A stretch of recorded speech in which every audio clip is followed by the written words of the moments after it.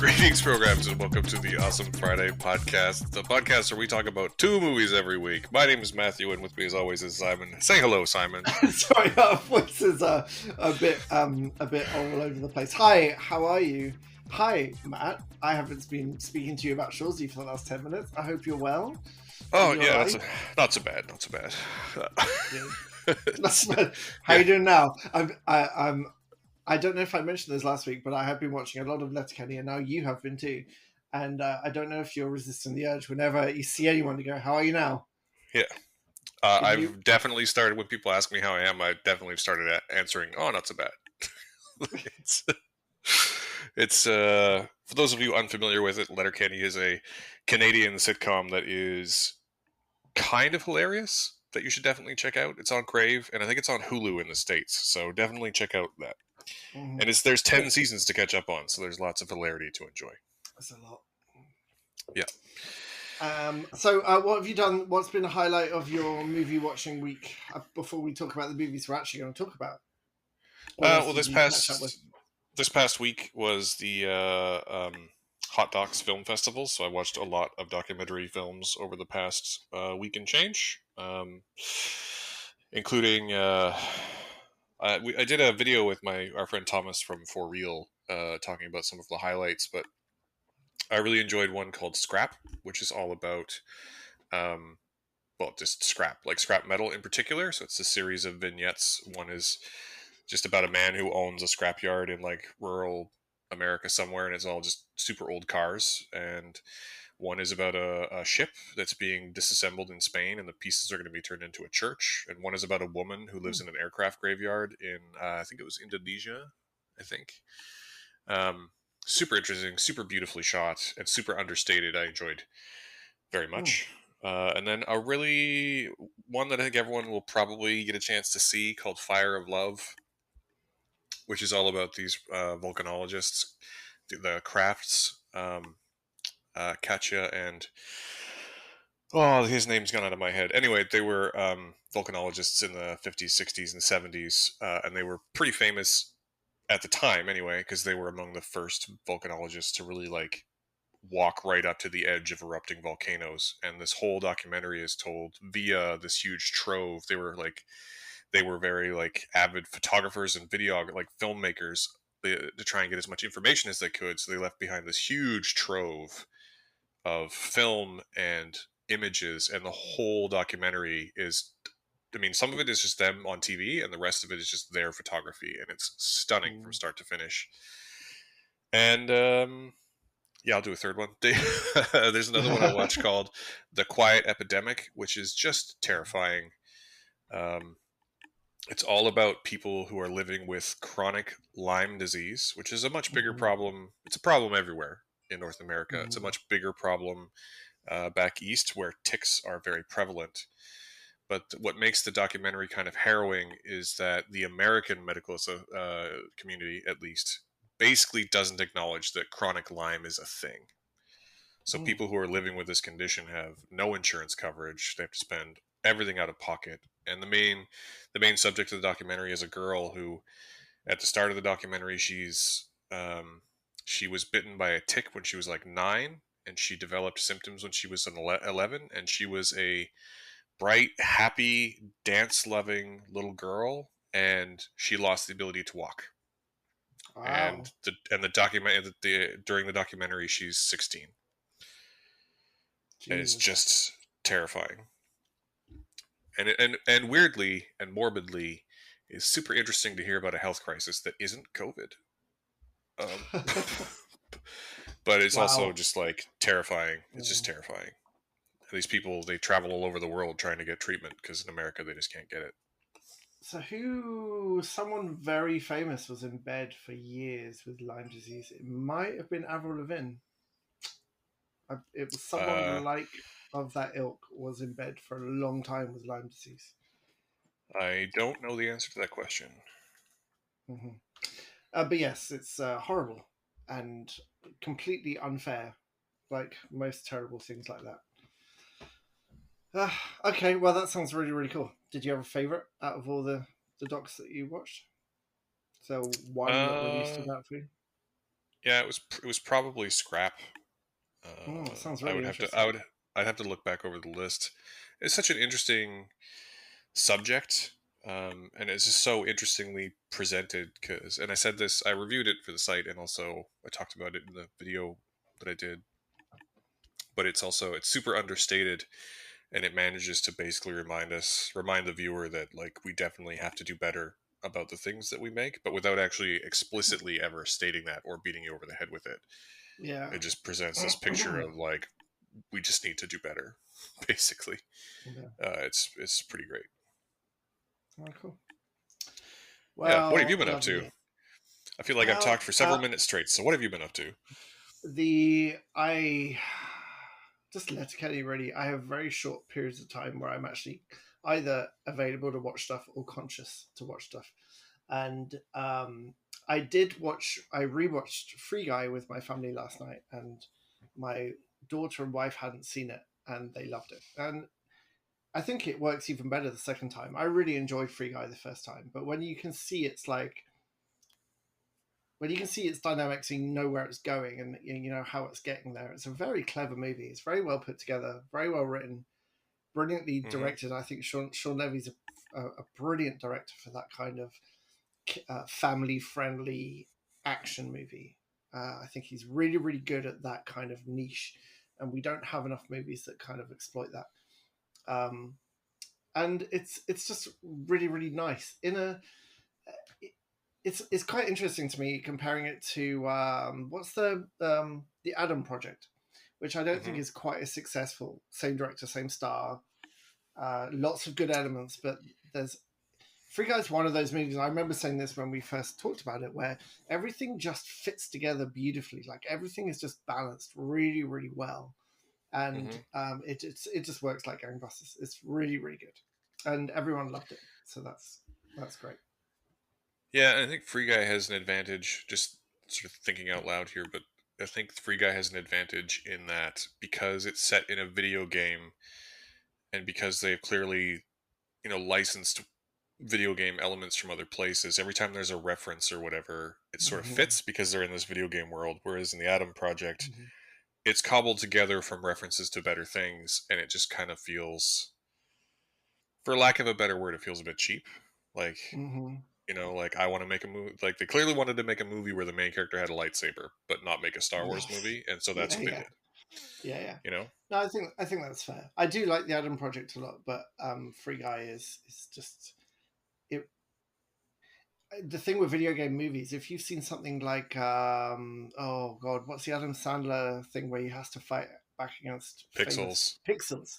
If you've seen Pixels or other like video game movies, a lot of the time they're made by people who don't really understand the value and like what attracts people to video games. And Free Guy really gets that, really gets where the fun and the kind of um, escapism of that comes from. So yeah, it's really really good.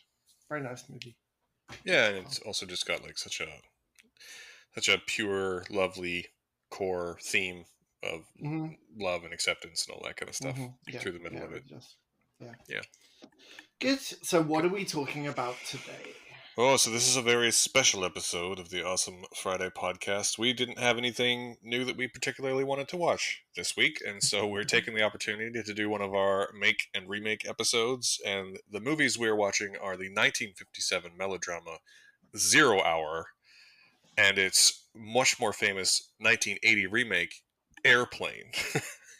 And it's I mean we'll get into this in a bit, but it is shocking how the same they are. To be perfectly frank, I don't think there's anyone in the world who doesn't know what Airplane is, Mm-hmm. and what kind of movie it is. But then Zero Hour is very much like it's an 85 minute made for TV, not made for Mm-hmm. TV, but an 85 minute like straight up melodrama. And Mm-hmm. I mean, I kind of really dug it actually. Like I don't know. That's the thing. We've been talking about doing this for a long, long time, and it was really nice to finally get round to it. But the most surprising thing for me, where I was expecting, a bad movie. I was expecting Airplane to be making fun of a bad movie, And what it turns out is that Airplane is an absolute love letter to pretty much a perfect example of black and white melodrama thriller of the 50s. And I'm Yeah. amazed I've never seen this film before, never even really heard of it outside of Airplane. I guess Canadian cinema doesn't have the international impact in England as the US sort of 50s thrillers did. But the I think before we get into the details with this, every theatrical writing or film writing school should have this on their syllabus, having these two compared to each other, because it turns out that Airplane is a masterclass on adding about just the right amount of something to make something a different genre, like to make it slightly funny or to make it a slightly bigger focus. Because there's, you said that there's, before I watched, you knew that there were pieces like taken verbatim from Zero Hour into Airplane. Hmm. Turns out there's a lot of lines from Zero Hour and scenes that are transferred directly to Airplane, but then Zucker Abrams Zucker do the thing where they just tweak them a little bit, and Yeah. suddenly it's one of the funniest things you've seen. Yeah, that's what I was going to come around to saying basically exactly the same thing a little later, but basically that Zero Hour is basically exactly the right level of melodrama that it really only took a little nudge to make a lot of the scenes funny, Mm-hmm. because a lot of the dialogue is so pitched, so melodramatic that just adding like an extra emphasis on line can make some of them really funny. Mm-hmm. Um, and I really enjoyed watching them both. I watched them effectively back to back. Like I watched them both on the same day, and it was kind of What like was it the was just like watching the same movie twice. yeah.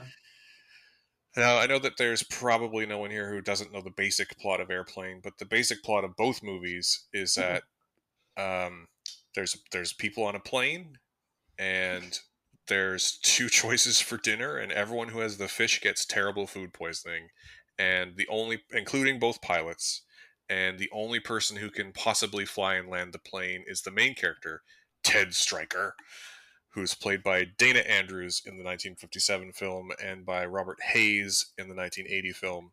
And he has a history because he was a pilot, a fighter pilot in the war, and he made a call that resulted in a number of people dying, and he has some pretty severe PTSD around it. So getting back behind the controls of an airplane is a big deal for him, and he has to basically overcome his demons to land this plane and save everyone in the 1957 version, including his own son. And did I miss anything? That's basically the whole movie, right? Like, No, there's that's pretty nothing. much it. So Um, you've got a couple of layers here. You've got him trying to win back his kind of semi estranged wife and son. You've got him trying to get over his PTSD from his warplane games, like getting on the airplane is a terribly terrifying thing for him anyway. And then compounded on that, you have this airport thriller. So you've got this like three things happening at the same time, and um, you make a really good point actually about Zero Hour, and I think the successful movies of that time and the ones that we kind of rewatch find that balance of melodrama, because the moment you go too far with melodrama, it becomes either stupid or funny, and so obviously Airplane did the right thing by pushing it slightly. But Zero Hour was actually, I don't know what you felt, but was actually a much better movie than I was expecting it to be. Like, yeah, no. To be perfectly honest, I didn't having. It's weird because I've seen Airplane, and I said this on Twitter yesterday that I've seen Airplane an uncountable number of times, mm, but I had never actually sat down and watched Zero Hour, and I didn't actually expect it to be bad so much as just kind of throwaway. forgettable. Yeah. Like just another movie. And I guess in some ways you could argue that it is just another melodrama from the 50s, but it has just enough going on, and some of the lines are so close to being funny anyway Yeah. that they must have watched this film and been like, I know how to make this hilarious. Like I know how to just tip this over the edge. Like it's circling the rim, and I know how to tip it into the basket type thing. And because like some of the lines, like even the line, the famous line from in an airplane from Lloyd Bridges, where he says, I picked the wrong week to quit smoking," is verbatim from Zero Mm-hmm. Hour. Like there's so much, and there's also like um, I really enjoyed Dana Andrews. I don't really know what else that I have seen him in, Mm-hmm. but I thought he did a really good job as Ted Stryker. Uh, and Sterling Hayden plays the airport manager. For those of you who are, film bros, Sterling Hayden is the corrupt police chief in The Godfather, and he plays the airport boss, guiding them down, with whom Stryker has like a fraught history from them both being in the Air Force together. This is the part played by Robert Stack in Airplane, and I don't know how else to say this. It's such a interestingly good movie. Like it's basically a perfect 3 out of 5 for me, and everyone is so invested. And I mean, I really just want to get to Airplane. Is what I'm getting at here. But like, I want. but Did you I find really, I it? really, I really enjoyed watching Zero Hour. Is what I'm trying to is the short way of what I'm trying to say. I really enjoyed watching it. I thought everyone was basically perfectly cast and Mhm. basically did a really good job with all the material. Seemed to know exactly what kind of movie they were in and just went for it. Yeah.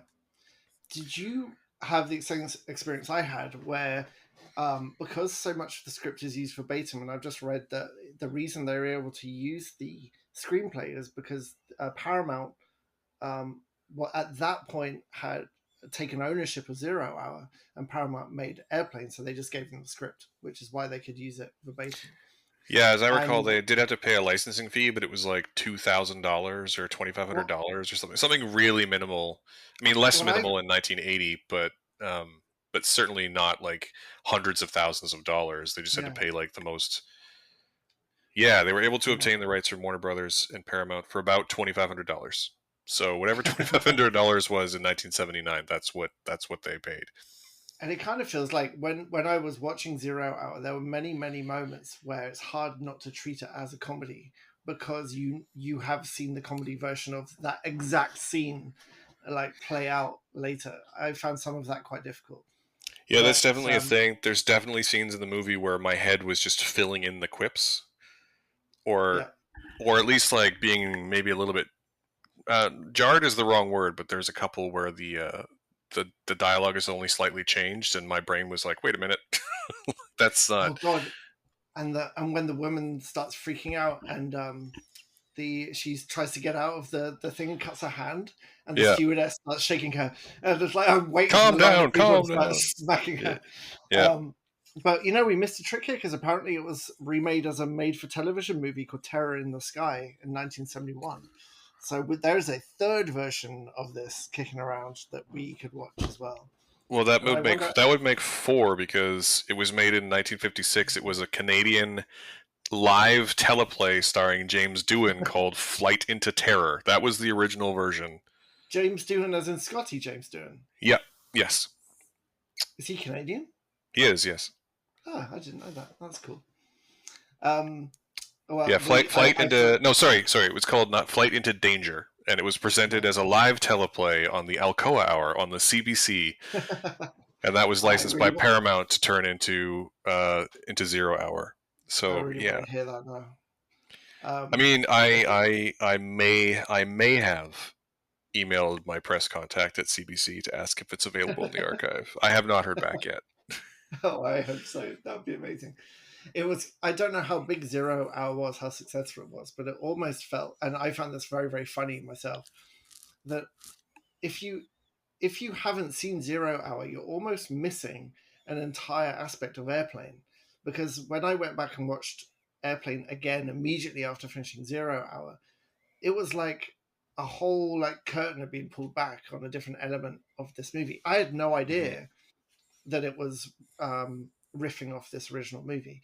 And I found it personally hilarious that they chose this one specific Canadian like 50s melodrama that if you haven't seen, you're not gonna fully like get their movie. instead of like the biggest movie or the biggest melodrama of the year, even by Paramount standards, they chose this like Canadian thing, and I find that funny as well. It's just very, very funny. Yeah, and I think that's actually the smartest thing about Airplane, right? Is that they, rather than trying to create something whole cloth, they have a complete story that they can just pepper in funny things. And Mm-hmm. in most, and again, in a lot of cases, just really just nudge them from being melodramatic into being funny. Yeah. Um, and I don't think that any of, as much as I do really like Zucker's work. I'm a big fan of Police Squad and the first Naked Gun movie, and Top Secret especially I really like, which was their next film after this one. Oh, Um, and as a '90s a kid who grew up in the '90s, I have a soft spot for Hot Shots Part Deux especially. But oh really? I don't think that any of them are as successful as Airplane, and it's clearly Mm-hmm. because they're having to create the parody whole cloth, right? They're Mm-hmm. not. Whereas this, they're able to just adapt it and make it funny. Yeah. And yeah, that's what I got to say about that. So what, Did you find yourself in Zero Hour? Did you find yourself getting invested in the story? Because I yeah, definitely, like, when the plane yeah. lands and then sort of crashes in what I thought was like a pretty over the top way in Airplane, but is actually basically how it happens in Zero Hour. I found myself maybe not on the edge of my seat, but certainly like leaning forward. Like. So this is definitely another element that really surprised me, that I was really like holding my breath for the last 20 minutes. Like I've seen lots and lots of this movies from this period, especially the sci-fi ones, but a lot of these disaster movies as well. I just love them. And uh, I wasn't expecting, again, I went in thinking it was going to be probably a bit of a throwaway crappy movie, and I enjoyed all of it. But that last 20 minutes, I'm like you, I was on the edge of my seat. I was like almost holding my breath, and I know I was, because when they finally landed, just a big old exhale. But even with the very, very obvious like model model airplane, Oh that with yeah. the external shot, that when it lands, which Airplane again pastiches beautifully with their like hand drawn backdrops and their like toy that crashes. But even with that, it's just a great example again of uh, what these movies did really, really well, which is get you invested. So it doesn't matter if they're crashing a toy. It doesn't matter if every blind inside the airplane in Zero Hour was closed. Like you never see that they're anywhere, like that is Hmm. flying. You never see any external shots coming from inside the plane.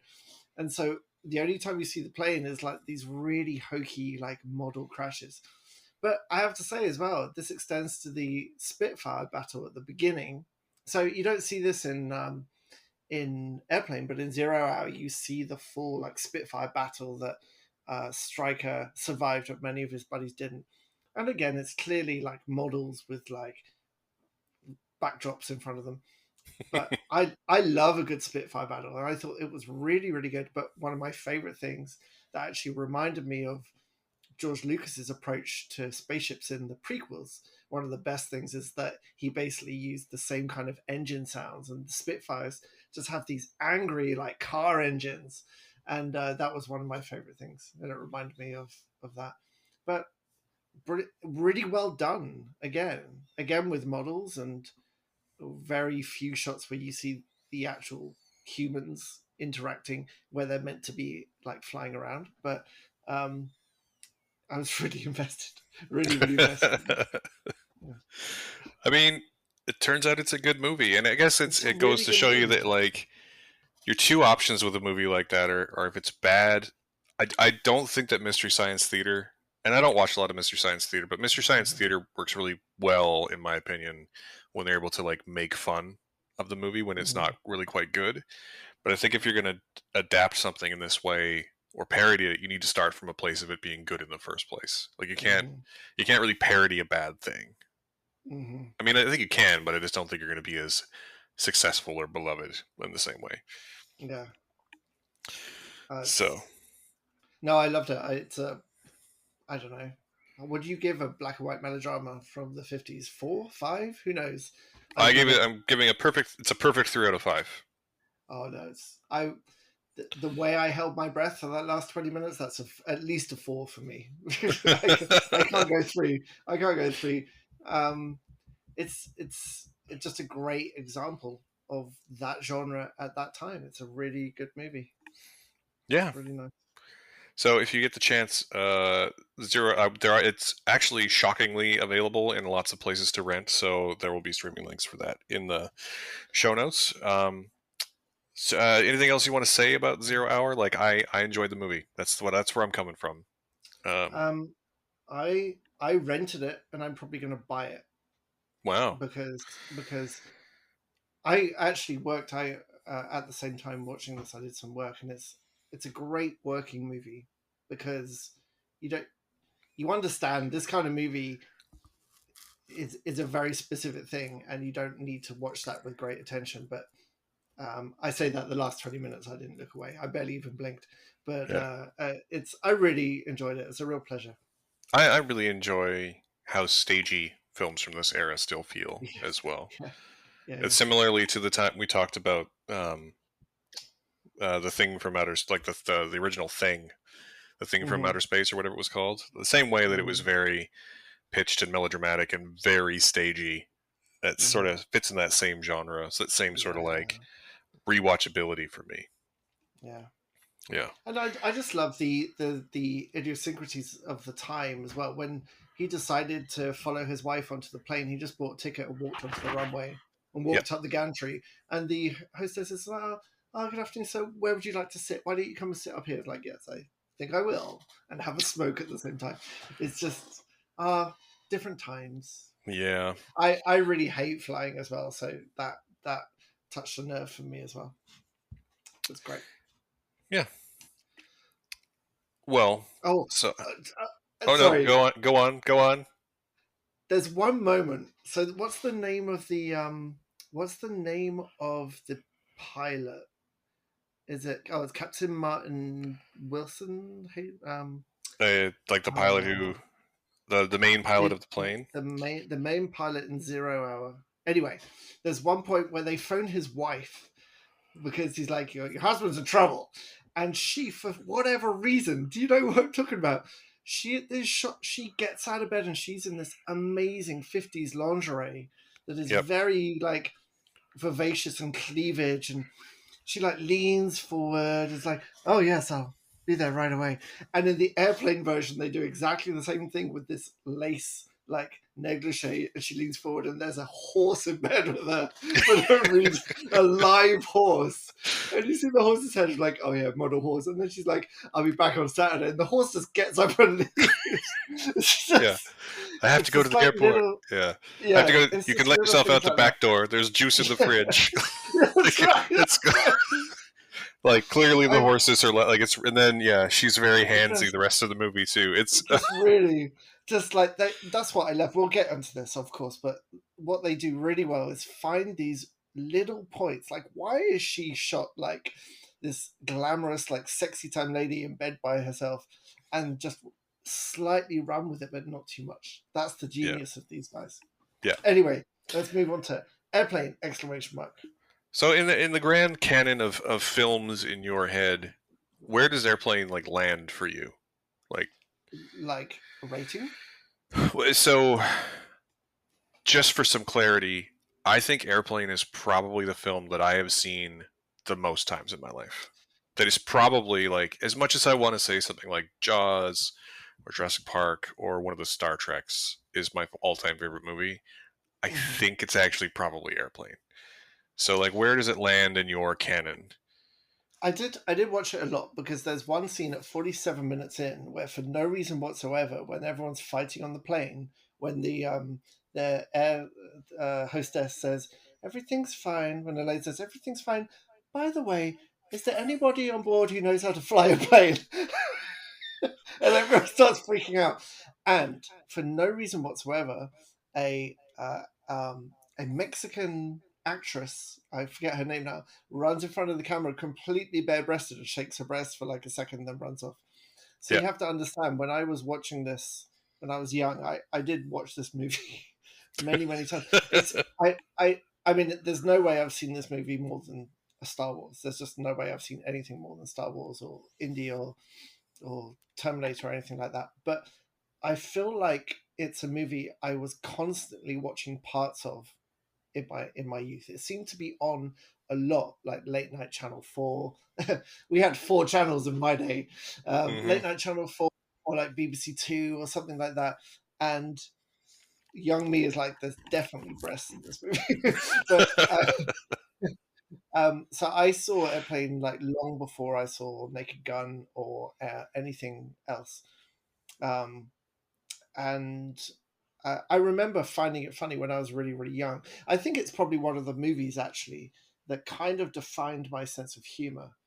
I Like mean, this is between where this is what I was coming back Airplane, and to, is that right, it definitely informed the way that I deliver yeah, funny things. right, between Airplane and Monty Python and a Blackadder. So all the humor that I was being exposed to wasn't like big brash, what I call like American neon sign humor. It's delivered straight face. There's no laughter track, and it's all about puns and clever like timing, clever delivery, situational comedy, like like observations of things that are in the background that are actually hilarious.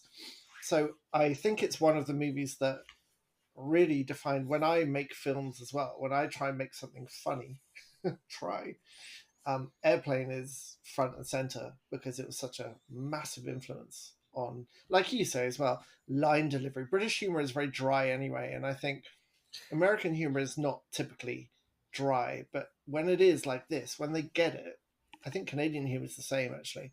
Letterkenny fits this beautifully. That kind of chaotic, dry humor that really lands for me, and so it was a big influence for me, definitely.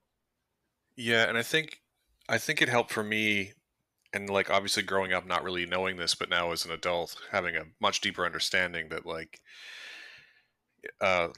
I grew up thinking Les Nielsen was a funny man.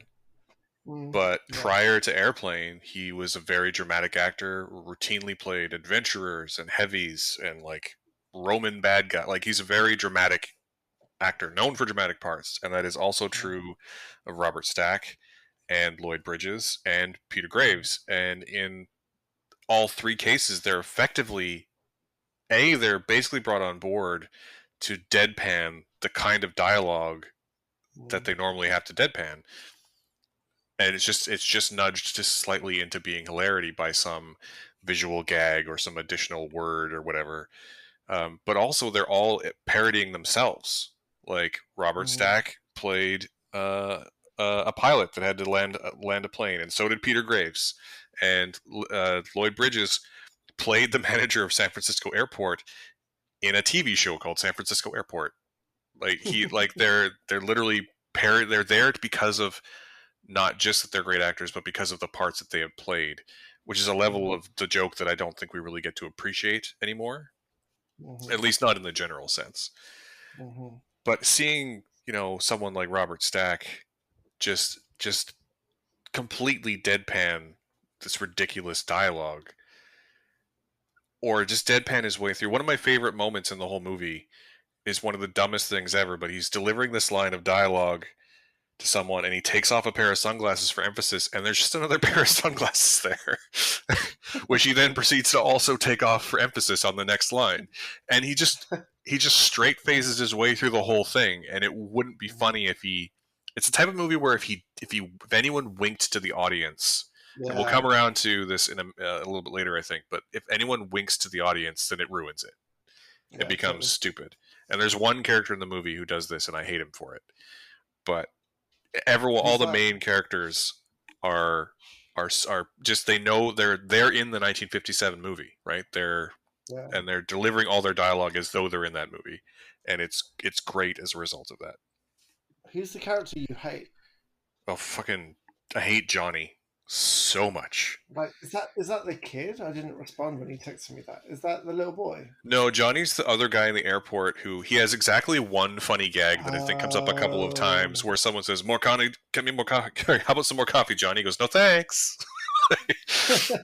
And there's one other one where Lloyd Bridges is looking at a map and he goes, "What do you make of this, Johnny?" And he goes, "Well, I can make a hat or a brooch." But most of the time, he's literally looking at the camera and delivering a joke, and the joke is almost always terrible because of it. And I know lots of people love Johnny, but I kind of he's in a different movie than everyone else for most of the runtime, Hmm. and I That's an don't. interesting point. I don't have that reaction. I see exactly why you would say that because he's constantly breaking the fourth wall. Yeah, I kind of find him funny in. Do you know Spike Lee? Not Spike Lee. Spike Lee. Oh God, Spike. Oh God, my memory. Old guy. He's dead now. Anyway, he always gave like chaotic jokes to the audience as well. So I don't really mind it, but I can totally see why that would rub you up the wrong way. I yeah. want to say, and like I think this kind of humor, and I mentioned this to you earlier this week, like it was a big risk for the directors to hire these previous straight men, even though it worked beautifully, because knowing how to deliver funny lines but do it straight is really really difficult not to like play it up too much. And for me, obviously Leslie Nielsen's fantastic at it. All those guys you mentioned were perfect at delivery. um uh Bo Bridges as well. Bo Bridges, Lloyd Bridges. Lloyd Bridges. I get that family mixed up all the time. Lloyd Bridges, even though he's the most ridiculous out of everyone, has that perfect delivery too. But for me, as well, someone who was equally as good as Leslie Nielsen was Lorna Patterson as the God, As what's her name in the Randy. movie? Randy. So Yeah, she has a big part in this movie, and her delivery is so like perfectly dry, and the timing of it is fantastic.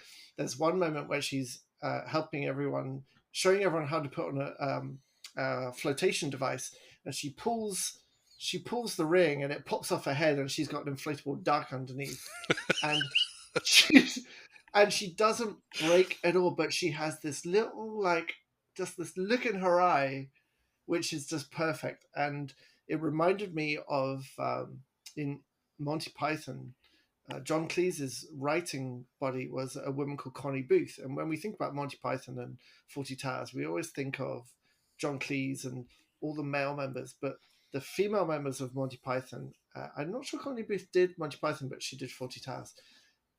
Brilliant writers and brilliant at that straight delivery as well. And it really reminded me of that because I don't think I think she was a great foil for Leslie Nielsen as well. I think they both hmm they balanced out that dry, ironic delivery really, really well.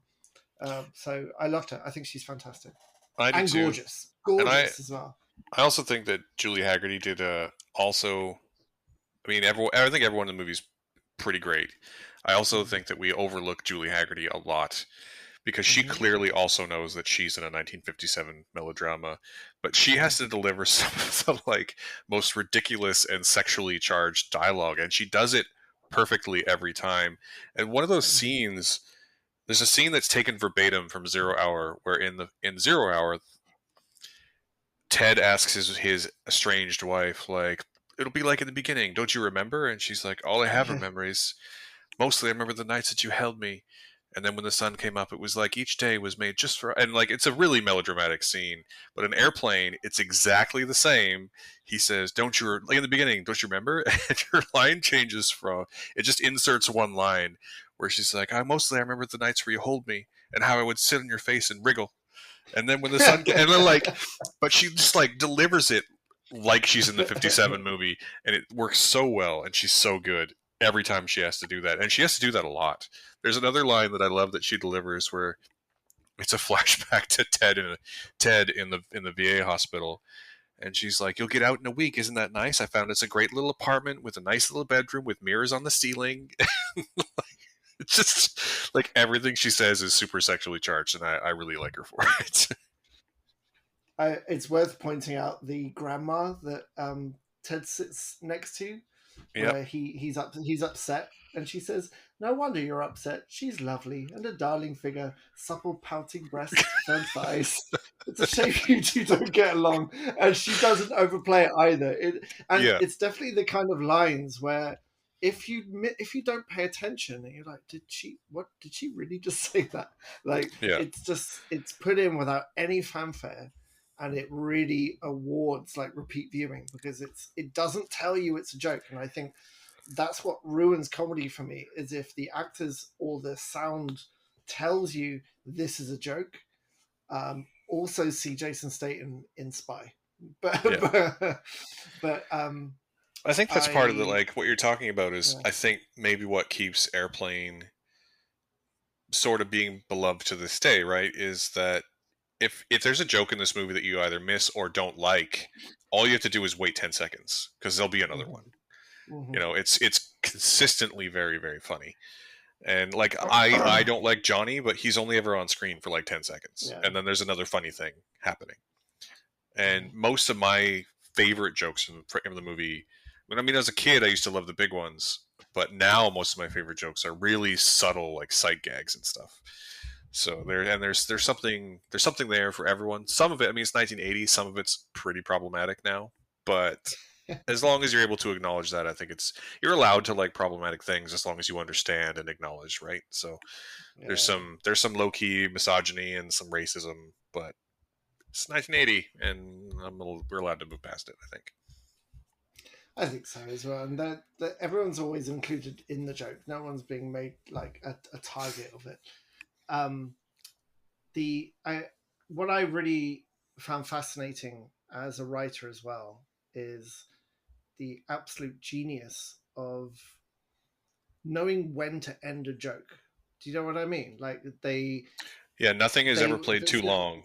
Like no, every Zucker joke Abrams is, Zucker, every moment from the original script that they found that they could insert humor into it, they added just enough to make it funny and then immediately moved on to the next thing. And honestly, when I was a drama teacher, my biggest battle was trying to stop people trying to be funny, because I was teaching like 16-year-old boys, mainly boys from the valleys, and all they want to do is goof around and think they're hilarious. And it turns out comedy is really, really hard. And you end up sitting through like 45 minutes of the same joke, and that's like 44 minutes after it was funny. So I yeah, really appreciate the it's genius.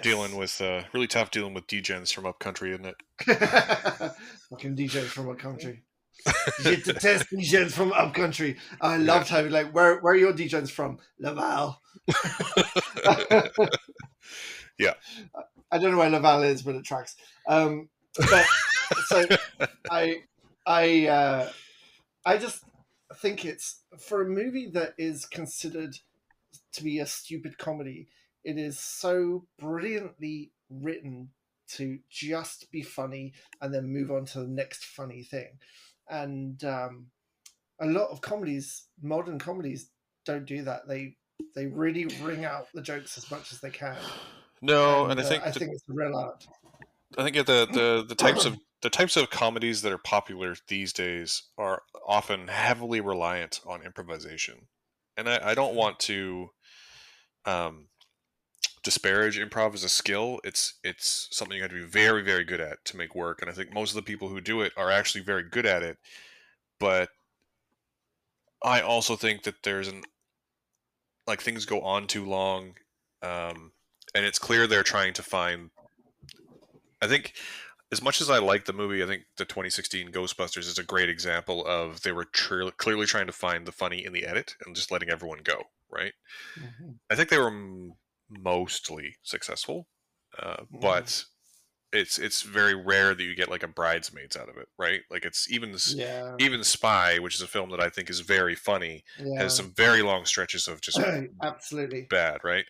Hey, Whereas do you I remember think watching? a very tightly scripted something like this is generally, I think, far more successful. What was the movie we watched with Charlie from Always Sunny? And he goes to a school, and it's meant to be a comedy. It's like Punch Night or something. Oh, Oh, yeah, fight night. It's he's a fight. teacher and he offends another teacher That's and they're right. gonna have a That's fight. right. Yeah, And that movie was one of the most excruciating things I've had to sit through, because they clearly just thought they could just improvise their way around the script to make it funny, and it was so badly done, and a great example of how improv can't be used or shouldn't be used all the time to just to try and make something funny, because that's really not its job as well. And on the flip side, you've got Airplane, which has to be tight and scripted. It has to Yeah. be for the timings. And I'm with you. I do also love. Um, we call it Girl Ghostbusters in our house because my family love it more than any other Ghostbusters. But there's definitely some scenes, and I've watched the extended cut, and it doesn't get any better. Yeah. Like there's definitely scenes that needed to be scripted or cut right down. Yeah. Yeah. And it's very clear. I think another reason that Airplane stays beloved as well is that it's very clear that everyone, like, there's a very intentional attention to detail, and in Mm-hmm. ways that, like we mentioned sort of earlier about the two co-pilot characters, that there's a lot of deep cut references to Zero Hour. Like, so in Zero Hour, the co-pilot of the plane is played by Crazy Legs Hirsch, who is a famous football player, and in Airplane, it's Kareem Abdul-Jabbar, who's obviously one of the most famous basketballers in the history of basketball. Mm-hmm. And that's the reason he's there. It's just because in the original they had a famous sports guy, so they needed a famous sports guy for this one. And he clearly watched the movie and apes that guy's body language amazingly. Yeah, yeah. Um, and then, like, at the very beginning, one of the scenes that you potentially call problematic, which is the sort of red zone, white zone Oh my god! exchange between the two announcers at LA Airport. Which, I mean, it's still pretty funny, but, like, there's no stopping in a red zone. The white zone is for loading and unloading, and then, like, just they're going back and forth. They hired the real announcers from the real LA Airport for that. Oh really? They did, yeah. I didn't know that. And there's a great scene in the middle where uh, the stewardess Randy asks a family if they'd like a second cup of coffee, and the wife says, "I will, but Jim won't." And then Jim has a second cup of coffee, and she I thinks, love this. "That's funny. Jim never has a second cup of coffee at home." And that joke is repeated later on with a different situation. But Oh that but yeah, that woman, but that's a deep cut. That's a reference to what was a very popular ad for, I think it was like, I can't remember the name of it, but a very famous coffee brand in the 70s. And that woman was the woman in those ads. oh no way. And Yeah, it's her voice thought all like reverby and echoey. And later yeah, he's sick into a bag and it cuts to her and she says, yeah, "That's funny. Jim doesn't vomit at home." yeah. So it's that level of detail, like, that level of attention to detail, right down again to the actors basically Yeah. parodying themselves. And uh, one of my favorite facts, and I don't know if this is true, but I desperately want it to be true, is that originally, like, these days, we have directing duos all over the place. The Safdie brothers, the Stranger Things guy, all those people. But back in the day, the Directors Guild didn't really used to do multiple directors' credits, and Airplane was one of the sort of earlier exceptions. But when it wasn't clear that they were going to be allowed to, Jim Abrams, the plan was for him to take sole credit as director, and he apparently legally changed his last name to Abrams and Zuckers so that everyone would get credit. Really? Yeah, I hope that's true too. Yeah.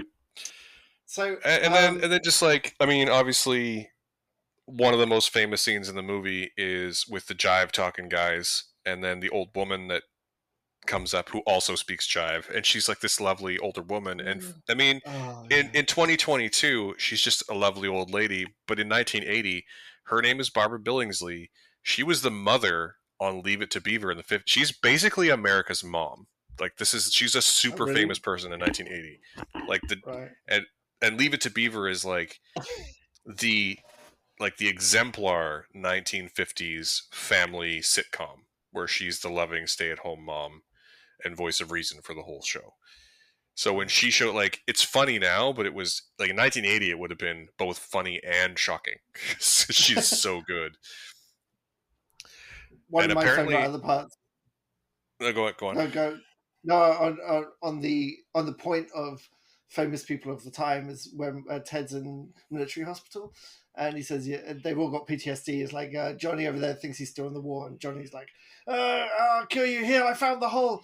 And then Elaine's like, "What about her? What about this guy?" And he says, "Oh, he thinks he's Ethel Merman." And it cuts to the bed, and it's Ethel Merman in the Yeah, bed singing. singing Yeah, her song. Ethel It's Merman beautiful. in her final film role. Oh, really? Yeah, Well, uh, yeah. There's so many uh, great things like that in this movie, and yeah, I laugh literally every time that I watch it, and I still routinely notice things. yeah, I mean, me I can't too. remember the last time I noticed anything big, but it was only 3 or 4 years ago. There's a scene where Johnny is talking to the press, and I only noticed a couple years ago that one of the microphones in front of him is actually an ice cream cone. It's just, and I just love that about it, you know, like that I'm still seeing things years later because they're not called out. It's not called out. It's not telegraphed. It's not like highlighted. It's just there's a bunch of microphones and one of them's an ice cream cone. Well, for me this time was there's one scene where Ted's talking to his ex general who's going to talk him down from the Chicago Tower, and the general's on the phone to him, and they cut back and forth. And the general says, "You know, we've been through a lot, but I just want to tell you, it's going to be okay." And it cuts back to Ted listening to him, and just over his shoulder is a live vulture, just pushed behind, just pushed behind him, and it cuts back to the general. And then when we go back to the cockpit, the vulture's gone. It's just that, Yeah, and I was saying to you, like, imagine being so committed to the bit that you hire an animal crew to get your live vulture on set just for like half a second reaction shot. That was that really entertained me. have you ever have you ever stayed to the end of the credits on Airplane? I don't. So I don't speaking of think committing so. to the bit, so at the very beginning of the film, Ted is trying to chase down Elaine, who's basically like leaving him, and he's driving a cab, and he pulls up to the curb, and a guy gets in the cab, and he starts the meter and says, "I'll be right back." And there's a Yeah. really funny moment about halfway through the film that's a super dramatic moment, and there's a hard cut to this guy just sitting in the cab, and the meter's at like $115 or something like that. If you stay to the end of the credits, it fades in on the guy in the cab, and he looks at his watch and says, "Well, I'll only give him 20 more minutes." Like, just, just like talk about commitment to the joke, right? Like it's just so perfect, so perfect. Uh, what before we give our star rating and we wrap up, I just want to say it's really worth if listeners you end up watching Airplane, if you can watch 0 Hour, then Airplane, fantastic, and then watch Airplane 2 because it is a fantastic example of the writing not landing and the jokes not landing, of things being stretched out and not being that funny because it's this one guy I've never heard of who's the writer director of the whole thing. Oh, you mentioned to me, you know way more about this than I do, but it was a rush job to get it out to capitalize on the success. And Yeah, and it's a great parallel because it doesn't work. It just doesn't work. And so it's a great like writing and directing cast, those two together. what's really interesting too is that the his name is out of my head at the moment, but the guy who directed and I think helped co-write Airplane 2 is Mm-hmm. actually a pretty funny guy. Like he does make funny stuff. Let me just look up his name because I can't remember it off the top of my head. Yeah, Ken Finkelman. He's a Canadian director. He's Mm-hmm. made lots of really great stuff, including where he did. He's also famous though for doing like he did Grease too, which is not as good Oh, as, which is not a bad movie exactly, but it's not Grease, you my wife loves that movie. I've never seen it. know. But for sorry, my brain has gone away. But he did Foreign Objects and At the Hotel and Good Dog and a bunch of other stuff. He's done a ton of stuff, is what I'm trying to say, and he's actually quite funny. So it's Mm-hmm. interesting because Airplane 2 is a bad movie, Yeah. and it's sort of the opposite of what we're talking about, right? Like it's Mm-hmm. only a couple of years later. They're clearly just trying to capitalize. They're not paying attention to the detail. They're just capitalizing on the gag, and it doesn't Mm-hmm. really work. Mm-hmm. Um, yeah, I don't think it's any shock that I'm gonna give Airplane a 5-star rating. I've already said it's my favorite movie. So, what would you give it out of Is it five? is it your favorite movie of all time though? I think it probably. I mean, it's certainly the one that I come back to the most.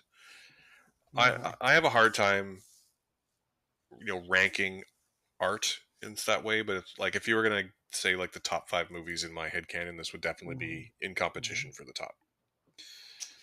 I mean, it's a 5-star movie without any kind of doubt because it's just so brilliantly done and so measured and so balanced and so restrained, which is a weird adjective to use for this movie, but it is really restrained because lesser writers, lesser directors would have screwed up the timing to begin with and then extended the jokes longer than they should have, and as we can see in the sequel. So it's a perfect example of how to do that kind of comedy. Hmm. Definitely, it's a Well, 5. what? Here's the thing. Let's do a thing. Let's do it back and forth. And I'm going to say these can be Mhm. either ranked or unranked. But let's say, what are your Okay. 5? You do one, I'll do one. Your 5 Okay. favorite jokes in Airplane. Go with Oh your first. What's your Jesus. first one? Oh. Uh. Shall shall I check the weather? No, you handle it. That's up there. Oh, why that don't you? that I that gets actually me use that. every. I use that at work all the time, eh? Whenever I, whenever I have a staff member, like a person who I'm managing, comes up and says, "Do you want me to do this?" I say, "No. Why don't you take care of it?" Just- Do they laugh? Do they laugh? I hope they laugh. I think some of them, the Um, good ones do. and what's a hospital? Of course, Oh yeah, the just that running gag of a hospital. that's What not is it? important now. It's a big room with Yeah, buildings, but that a big room with it's not. patients, but that's not It's not important right now. important. Yeah, I'm um, gonna go with my one of the ones. Again, a lot of mine are pretty subtle. One of my favorite things in the whole movie is the fact that they are flying a jet plane, but it makes propeller noises the whole time. oh, I meant to ask you. So the when Ted has flashbacks to his Spitfire in Airplane Yeah, when he's trying to land the craft, that's actual 0 hour footage, isn't it? I mean the stuff. I think some of it is, but then also there's those famous Yeah, clips of the like Wright brothers. early flying contraptions that failed. Yes, yeah, yeah. Um, Yeah. other jokes. Okay, well, give me another one of yours while I'm thinking. I've given you Uh, two. I've got three left. yeah, one of them was one of mine as well. But there's an early on when we first meet Robert Stack's Captain Rex Kramer in the film, he's being picked up at his home, and he comes down the stairs and he's looking in the mirror as he's putting on his jacket and he puts on his hat, and then it cuts away to someone else. And when it cuts back, when he goes to leave the house, he steps out of the mirror. It's it's like a perfectly executed sight gag.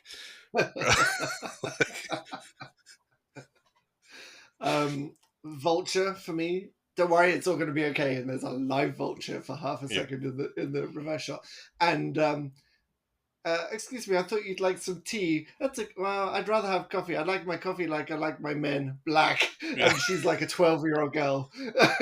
You know what makes that joke? So yeah, it's a little boy and he brings her some coffee and she's like, "I take it black, like my men." But what makes that joke hilarious, other than the obvious, is that there's a setup scene for it. There's a scene when the passengers are all boarding and the boy is sitting there in his chair in a suit and she's walking down the aisle and he like checks her out like an adult would. So this actually scene is actually a joke with setup and payoff, which again Yeah, makes it amazing. it's nice. Okay, Uh, another one of yours. I mean, Barbara fucking Billingsley is so amazing. When she, oh stewardess, I speak jive. Yes. Just and like I I don't know how racist the whole jive thing is anymore. I It's know that probably quite. I know I that don't. the guys there they wrote all the dialogue. They apparently they improvised a lot of it. But when Mhm. she's like just she translates what they say and then she's like just hang loose blood. You're gonna come back on the mid side. Like it's just like it's Barbara Billingsley. It's so funny. Ugh. Um, I've done four, so my last one is going to be uh, probably just want to let you know we're all counting on you. Like Yeah, I just want to say good luck. 3 times. Yeah, Yeah, just want to say good luck. we're all counting it. Yeah. What would what would be your fifth Uh, last? I'm gonna cheat and say there's two I'll use. One is all of the stupid little one-off one-liner gags. I love every single one of them. Like a good example of them is one is Rex Kramer driving to the hospital and he's talking on a or to the airport and he's talking on a car phone and he's giving all these instructions about how like no, tell him to go this way, tell him to do that. Okay, keep him at 24,000. No feet. Yes. Yeah, that's really And good. there's another one where there's just a guy in the control room talking on the phone. He's like, yeah, he's one of the passengers. He's flying the planes. He has no experience. He's a menace to everything in the sky. Yeah, birds too.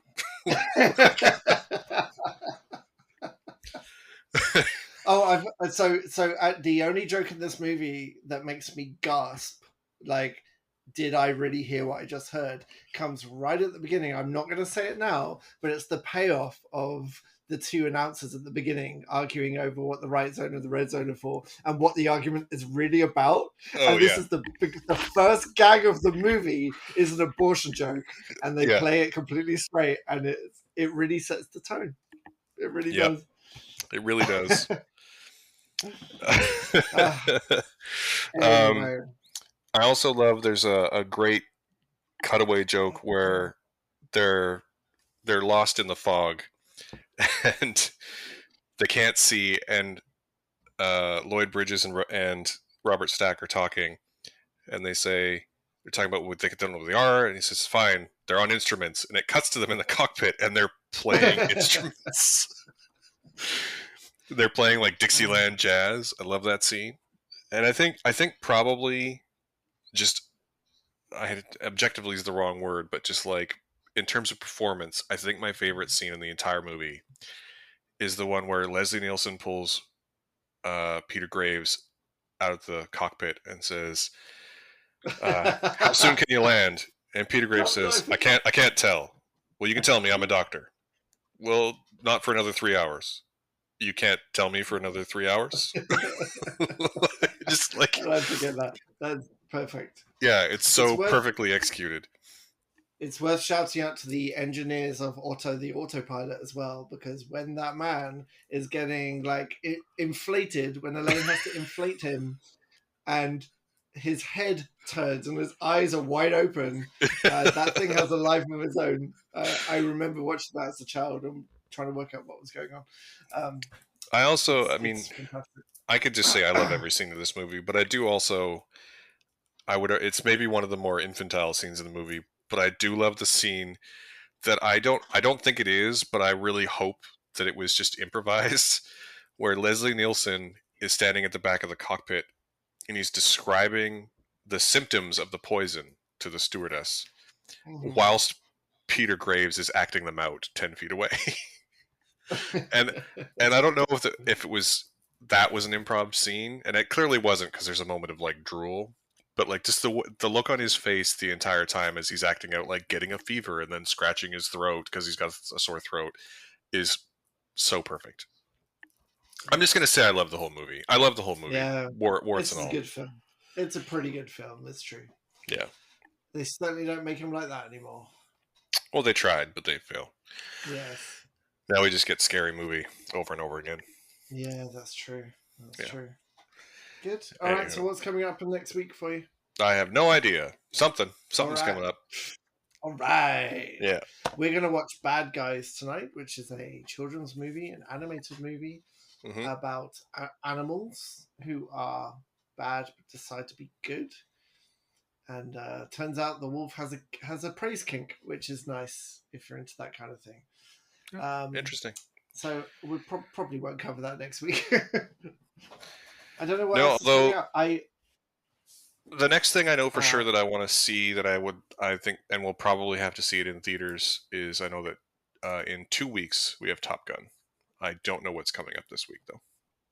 is that in two So, weeks? I thought that was in July for some reason. it Oh, was supposed to be cool. in July last year. It got bumped to Oh, May this year. I see. This has been Yeah, delayed like those Top Gun three reviews. times. Those Top Gun reviews. The funniest of which was one guy saying, "If you want an indication of how good Top Gun is, I spent so long thinking about it that I forgot to do Wordle and broke my 127-day streak. So these reviews by people who I really, really respect their opinion are crazy. Like, I'm not even a massive fan of Top Gun. I've watched it a bunch of times. It's fine. It's not one of my favorite movies, but this sounds just incredible, which is I mean, great. yeah, I think Joseph Kosinski is a good director, and I think that, I mean, it was written by Christopher McQuarrie, so that's Tom Oh, Cruise's really? go-to guy right now, right? So, Yeah, yeah. yeah, yeah. Anyway, Cool, well, cool, I'm sure cool. we'll have something to talk about next week. I just don't know what it is right now. So Yes. let's go ahead and sign off. We're over time, and say thank you to everyone for listening. We do appreciate and love each and every one of you. And if you are enjoying what you're hearing, please feel free to give us a 5-star review on your podcasting platform of choice. That helps us immeasurably and puts us in front of more earballs, so we can, get out there more. If you'd like to support us more directly, we do also have a Patreon, which will be linked in the show notes, and Just Watch powered streaming links for each film will also be on this episode's homepage, which will be linked to in the show notes. This episode is produced and recorded by me and performed by me and Simon from the unceded lands of the Musqueam, Tsleil-Waututh, and Squamish nations. And thank you for joining us on this awesome Friday. Bye. Bye.